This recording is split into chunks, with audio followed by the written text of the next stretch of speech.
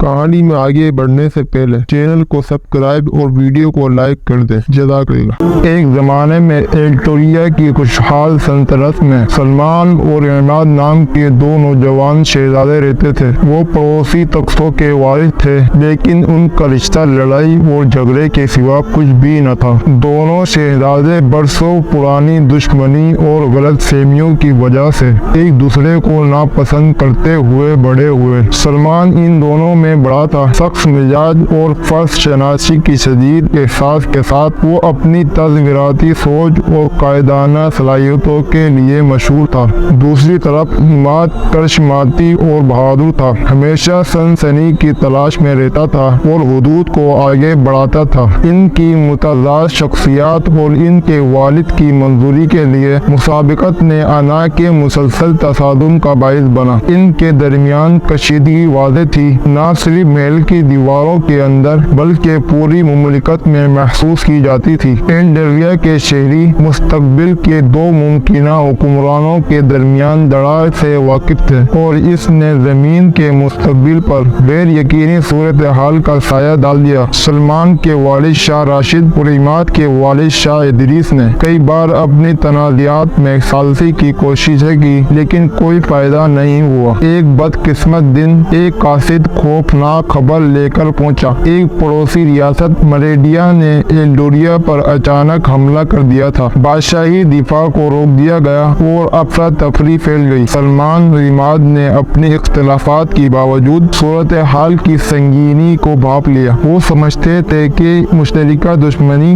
کے سامنے ان کی دشمنی کوئی اہمیت نہیں رکھتی۔ اپنی دشمنی کو ایک طرف رکھتے ہوئے سلمان اور عماد نے ایک ساتھ کام کرنے کا فیصلہ کیا۔ اپنی طاقتوں کو ملا کر انہوں نے ایلٹوریا کا دفاع کرنے کا منصوبہ بنایا۔ سلمان کی حکمت عملی اور عماد کی بے باک طبیعت نے ایک شاندار حکمت عملی کا باعث بنا، جو مریڈیا کی کمزوری کا فائدہ اٹھائے گی۔ ایک مشترکہ مقصد سے متحد ہو کر انہوں نے مملکت کی افواج کو اکٹھا کیا اور انہیں جنگ میں لے گئے۔ جب وہ مریڈیا کی افواج سے لڑ رہے تھے، دونوں شہزادوں نے ایک دوسرے کی صلاحیتوں کے لیے ایک نیا احترام حاصل کیا۔ سلمان نے عماد کی حکمت اور اخلاقی سوچ کی تعریف کی، جبکہ عماد نے سلمان کے کاموں میں حکمت اور درستگی دیکھی۔ ان کے منصوبے نے شاندار طریقے سے کام کیا اور ایلٹورین افواج مریڈیا کے حملے کو پسپا کرنے میں کامیاب ہو گئی۔ بادشاہی فتح پر خوش تھی اور لوگوں نے شہزادوں کے حریفوں کی بجائے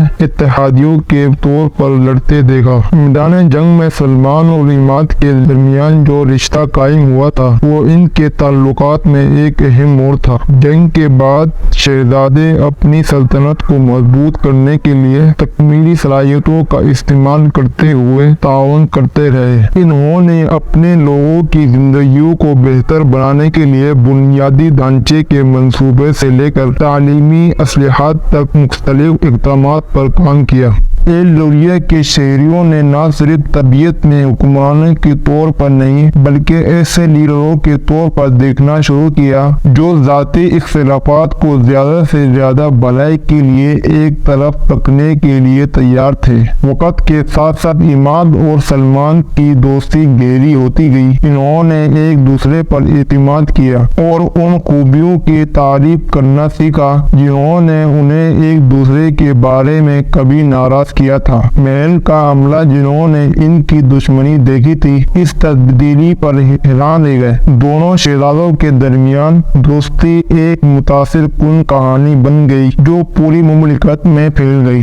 جیسے جیسے سال گزرتے گئے، شاہ راشد اور شاہ ادریس نے اپنے بیٹوں میں تبدیلی محسوس کی۔ وہ سلمان اور عماد کو ایک ساتھ مل کر کام کرتے دیکھ کر بہت خوش ہوئے اور ان کے دل فخر سے پھول گئے۔ اپنے وارثوں کے درمیان بندھن کو دیکھ کر بادشاہوں نے صلح کے موقع پر ایک عظیم الشان جشن کا اہتمام کر کے اپنے اتحادیوں کو باقاعدہ بنانے کا فیصلہ کیا۔ یہ جشن دوستی اور تعاون کی طاقت کا مضبوط تھا۔ عام لوگ یکساں طور پر سلمان اور اماد کو سچے اقتداروں کے طور پر ایک ساتھ کھڑے ہوتے ہوئے دیکھنے کے لیے جمع ہوئے، جو ان کی سلطنتوں کے درمیان اٹوٹ بندھن کی علامت ہے۔